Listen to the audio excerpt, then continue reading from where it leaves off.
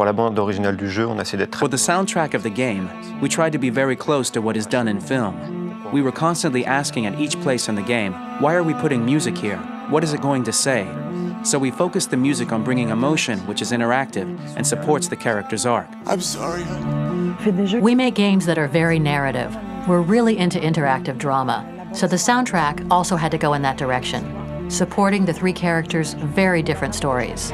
My name's Philip Shepherd, and I'm a composer and a cellist and a producer, and today we're at Abbey Road Studio One, which is my favourite studio in the world, and today we're recording the soundtrack for Kara.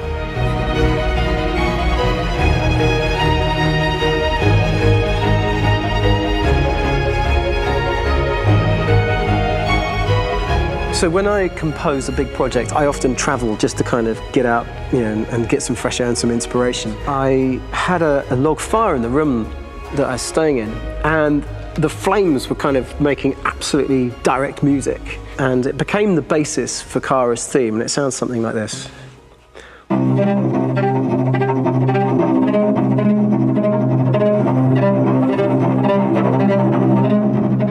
Now, over the top of that, I found a little theme that just seemed to fit over the top, which is taking Kara's name, Kara, and just using like a two-syllable motif, and it sounds like this.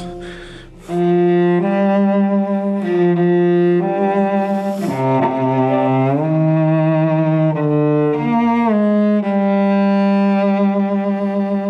going to pull through this, Alice. As long as we're together, nothing can hurt us.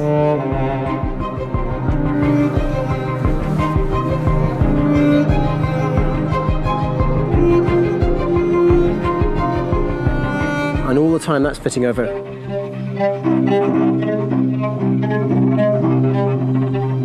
So it kind of works in lots of levels. And in fact, every single theme in the score has one of those elements built into it, and it becomes sort of the DNA of every single tune.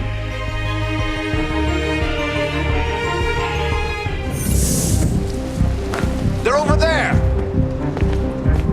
Starting a new project, for me personally, it's always finding the right tone, finding the right color, I like to call it. For me, it's finding that right texture that actually sits against picture really well. One of the biggest things is I created custom instruments for Connor.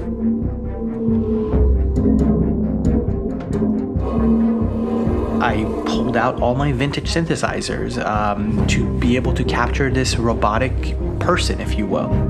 As soon as you see Connor the first time, there is a really interesting thematic idea that you hear, and that's just made out of a Moog synthesizer, but completely manipulated in multiple ways. And it's robotic. It has a little bit of an emotional to it. He's on his mission, so you feel that as well. So it just kind of gives you that cold, motionless, with a mission in hand that you kind of feel throughout the whole thing.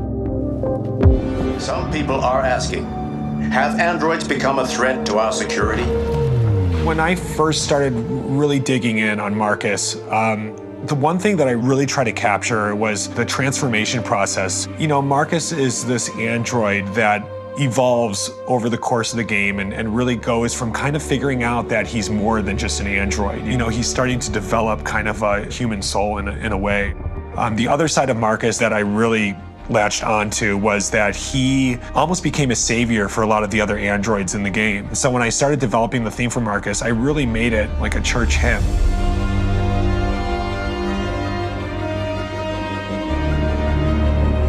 I wanted it to be very simple. I wanted to make it a chordal melody. I really wanted to make it almost like a Bach hymn. The tough thing with that is it had to be recognizable. If I made it too complex from a harmonic standpoint, it would be hard, I think, for people to kind of pick it out and recognize it.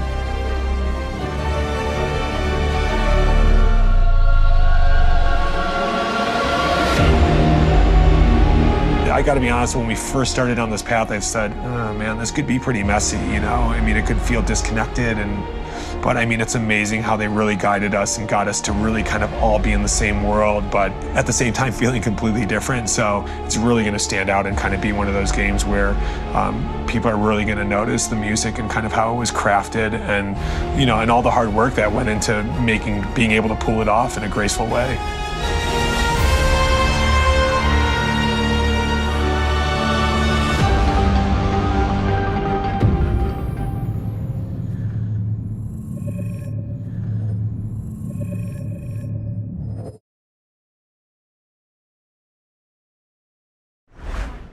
プレイステーション